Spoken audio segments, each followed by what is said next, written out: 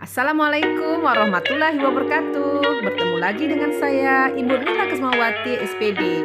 Pada kesempatan kali ini, kita akan mempelajari pelajaran Bahasa Indonesia kelas 11 tentang teks ceramah. Kita akan mengupas teks ceramah mulai dari isi, struktur, dan kebahasaan teks ceramah. Sebelumnya, Ibu akan bacakan kompetensi dasar tentang pelajaran teks ceramah KD 3.6, yaitu menganalisis isi, struktur, dan kebahasaan dalam ceramah.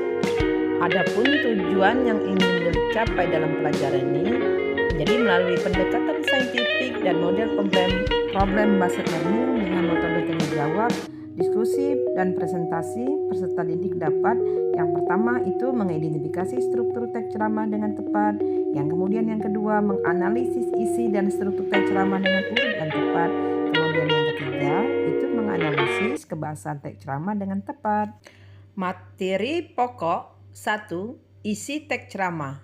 2. Struktur teks ceramah. Yang ketiga adalah kaidah kebahasaan teks ceramah. Nah, anak-anak didikku sekalian, kemudian ada struktur teks ceramah. Yang pertama, adu pendahuluan atau pembuka.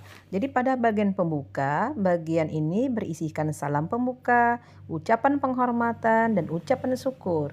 Kemudian ada bagian pengantarnya ya. Bagian ini adalah paragraf pengantar yang mengarah pada topik. Biasanya pengantar berasal dari informasi atau berita faktual yang masih berkaitan dengan topik ceramah. Kemudian yang kedua adalah isi ceramah. Intinya berisi paparan dari penceramah, pandangan umum, ilustrasi dari materi yang disampaikan. Kemudian pada bagian isi ceramah tersebut ada juga gagasan yang berisikan ide besar yang ingin disampaikan kepada pendengar. Jadi ceramah yang baik itu akan berisi satu pokok gagasan, kemudian dikembangkan dalam subtopik. Selanjutnya yang ketiga ya adalah penutup. Jadi penutup ini berisikan tentang simpulan, ucapan permintaan maaf, dan salam penutup.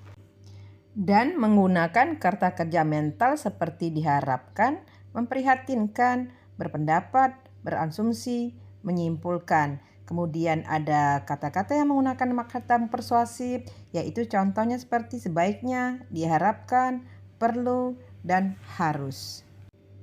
Kaidah kebahasaan dalam teks ceramah selanjutnya yaitu menggunakan kata ganti orang pertama, ada yang tunggal dan ada yang berbentuk kata orang kedua.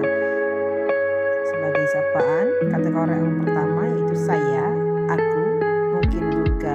Apabila ceramahnya mengatasnamakan kelompok ceramah, dia akan menggunakan kata sapaan yang ditujukan para orang banyak seperti ada kata bapak-bapak, ibu-ibu, saudara-saudara, atau hadirin sekalian.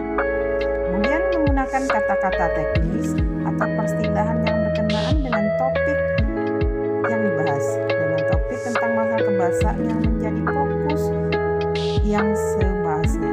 Istilah-istilah muncul dalam teks tersebut adalah sarkastis, misalkan eufemistik, tata krama, dan kesantunan dalam berbahasa.